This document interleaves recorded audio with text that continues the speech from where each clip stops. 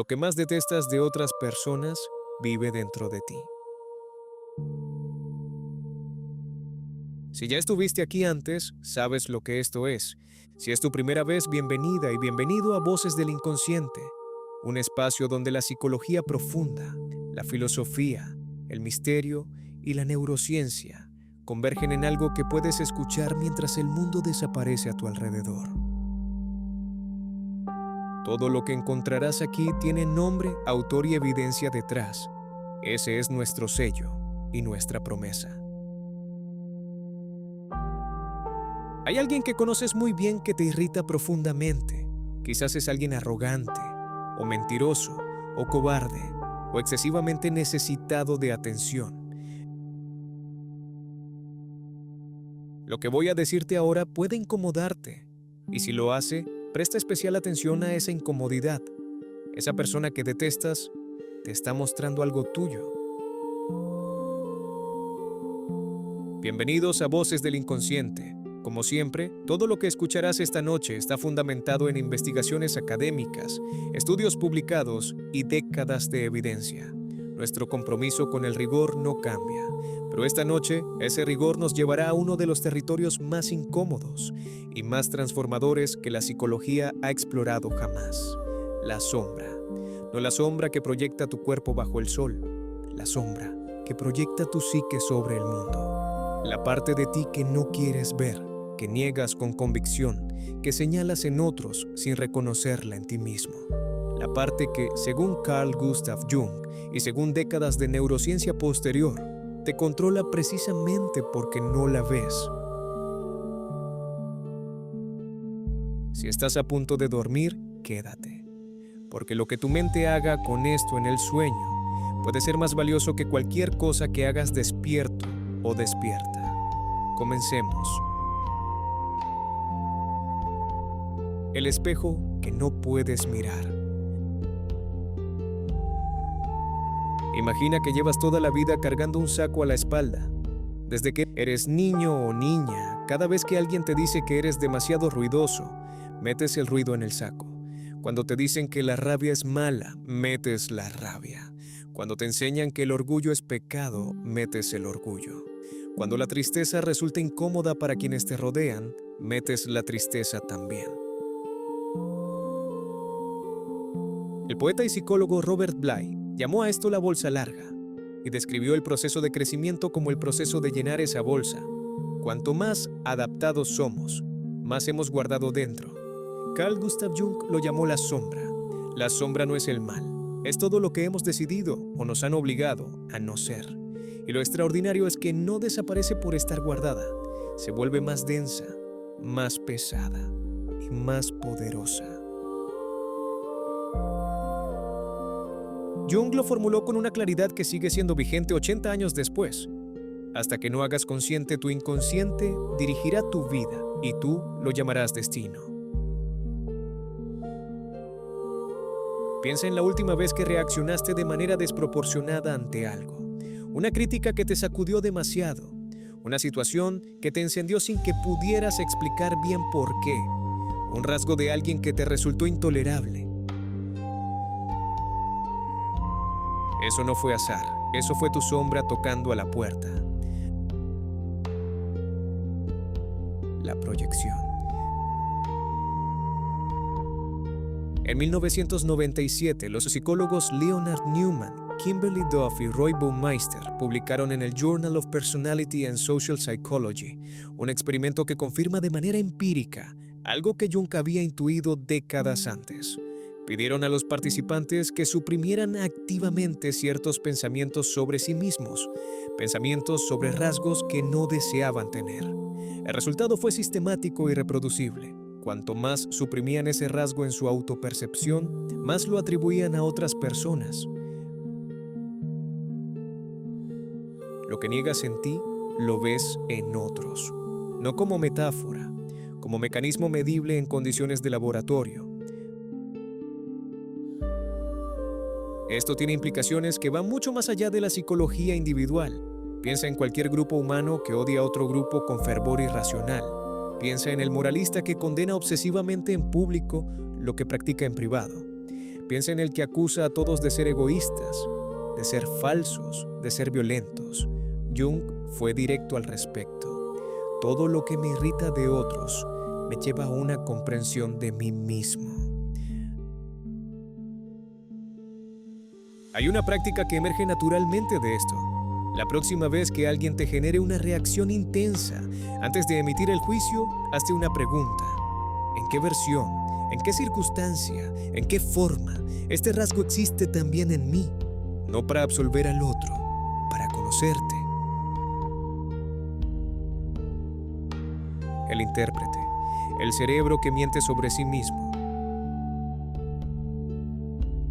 En los años 70 y 80, el neurocientífico Michael Gazzaniga realizó una serie de experimentos que cambiaron para siempre nuestra comprensión de la identidad. Trabajó con pacientes a quienes se había seccionado el cuerpo calloso, el puente que conecta los dos hemisferios cerebrales, como tratamiento para la epilepsia severa. Esto le permitió comunicarse con cada hemisferio de forma independiente. Lo que descubrió fue perturbador. Cuando el hemisferio derecho realizaba una acción, digamos, levantarse de la silla, el hemisferio izquierdo, que no tenía acceso a la instrucción real que la había causado, inventaba inmediatamente una explicación. Me levanté porque quería estirar las piernas. Fui hacia allá porque sentí curiosidad. Gazzaniga llamó a esta función el intérprete. El hemisferio izquierdo es una máquina narrativa que produce explicaciones coherentes sobre conductas que en realidad tienen otro origen. ¿Ves lo que esto implica? La historia que te cuentas sobre por qué haces lo que haces puede ser una fabricación, una narrativa construida a posteriori para mantener la imagen que tienes de ti mismo o misma. Tu sombra actúa. Tu hemisferio izquierdo redacta la justificación y tú la crees completamente. Antonio Damasio llegó a conclusiones similares desde otra dirección. El yo consciente no es el origen de las decisiones, es su cronista. Un cronista que, con frecuencia, reescribe la historia. Antes de continuar, un momento. Si lo que estás escuchando resuena contigo, si sientes que este tipo de conocimiento merece un lugar en tu vida, suscríbete al canal, no para hacer crecer una cifra, sino para que la próxima vez que descendamos a algún territorio de este tipo, estés aquí. El botón está ahí, y si escuchas esto mientras duermes, ya lo sabes para cuando despiertes. Seguimos. La sombra colectiva. Jung no limitó el concepto de sombra al individuo. Vio en los grandes movimientos del siglo XX algo que lo perturbó profundamente: la proyección de la sombra a escala civilizatoria. En los años previos a la Segunda Guerra Mundial, escribió advertencias que sus contemporáneos ignoraron. Describió cómo la agresividad y el miedo reprimidos de toda una sociedad podían ser canalizados hacia un enemigo externo, real o inventado, con consecuencias devastadoras. Décadas después, Philip Zimbardo documentó esto en condiciones controladas. En el famoso experimento de la prisión de Stanford de 1971, estudiantes universitarios ordinarios, personas sin historial de violencia ni crueldad, adoptaron en horas comportamientos abusivos cuando el contexto lo permitía. Zimbardo llamó al resultado el efecto Lucifer. Las circunstancias pueden hacer emerger la sombra de cualquier persona que crea no tenerla. La lección no es que todos somos monstruos en potencia. La lección es que quien más seguros estamos de no serlo, somos los más vulnerables. La sombra más peligrosa no es la que reconocemos, es la que juramos no tener. La sombra en el hermetismo y el chamanismo. Jung no inventó esta idea, la encontró. En tradiciones de todos los continentes y todos los siglos, el conocimiento de la propia oscuridad fue considerado requisito previo para cualquier forma de poder genuino. El historiador de las religiones Mircea Eliade, en su obra monumental El chamanismo de 1951, documentó que en prácticamente todas las culturas chamánicas, desde Siberia hasta la Amazonia, la iniciación del chamán requería un descenso al mundo inferior, un enfrentamiento con los demonios propios, un desmembramiento simbólico seguido de una reconstrucción. No podías sanar a otros sin haber descendido primero a tu propia oscuridad. En la tradición cabalística, el Qliphoth representa las cáscaras, los aspectos negativos o reprimidos de cada sefirá del árbol de la vida.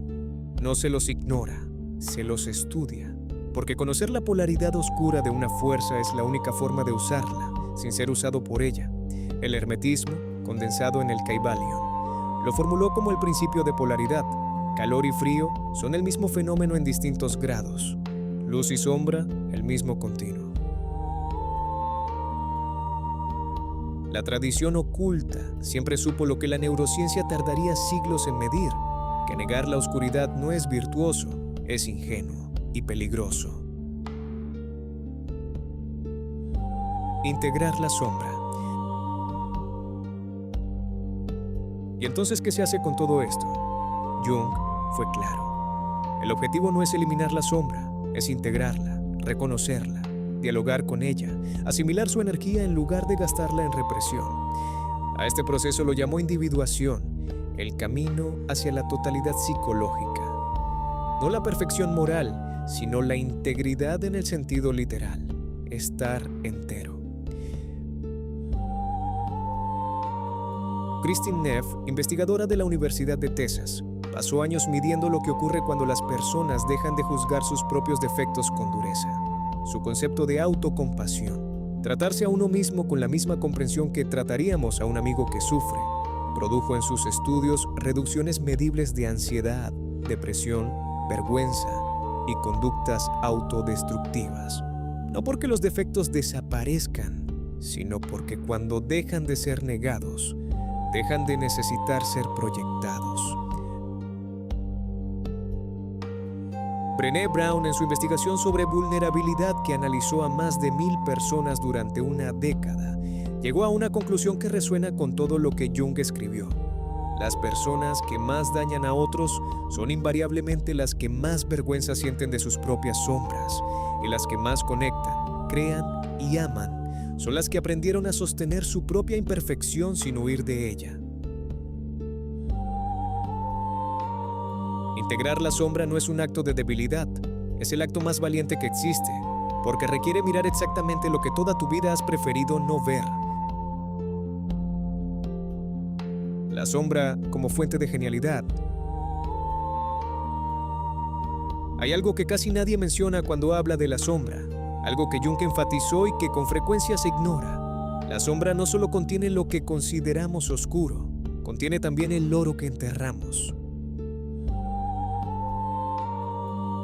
El psicólogo Mihaly Csikszentmihalyi pasó décadas entrevistando a los individuos más creativos del siglo XX, científicos, artistas, escritores, músicos. Buscaba qué tenían en común y encontró algo inesperado. Todos habían desarrollado una capacidad notable para sostener polaridades sin resolverlas prematuramente. Eran disciplinados y caóticos, humildes y arrogantes, solitarios y profundamente conectados. En términos jungianos, habían integrado su sombra, y esa integración era la fuente de su potencia creativa. Nietzsche, cuya obra Jung estudió con la misma intensidad que los evangelios, lo había anticipado con una imagen que permanece. Hay que tener caos dentro de uno para dar a luz una estrella danzante. El caos que has estado reprimiendo no es tu peor parte. Puede ser tu parte más poderosa, esperando ser reconocida, no para destruir, para crear. Esta noche hemos descendido, como el chamán que entra al mundo inferior, como el alquimista que enfrenta la nigredo, como Jung frente a sus propios abismos durante los años que él mismo llamó su confrontación con el inconsciente.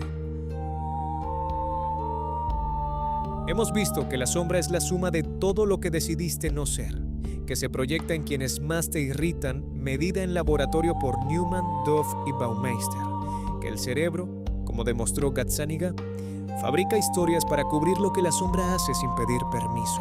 Que a escala colectiva, la sombra puede convertir a personas ordinarias en instrumentos de barbarie, como Zimbardo documentó.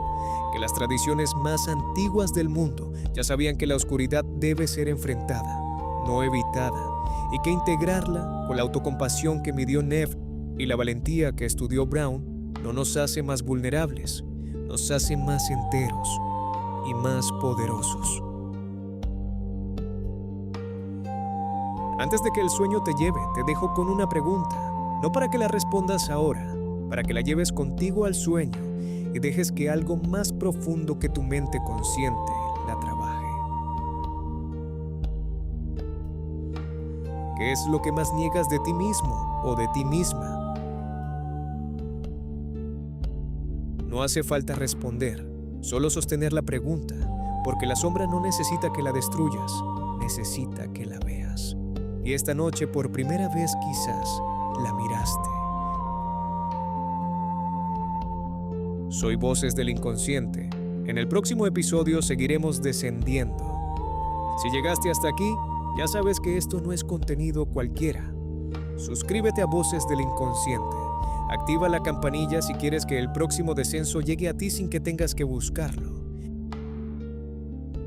Y si alguien que conoces también busca este tipo de preguntas, comparte este episodio con esa persona.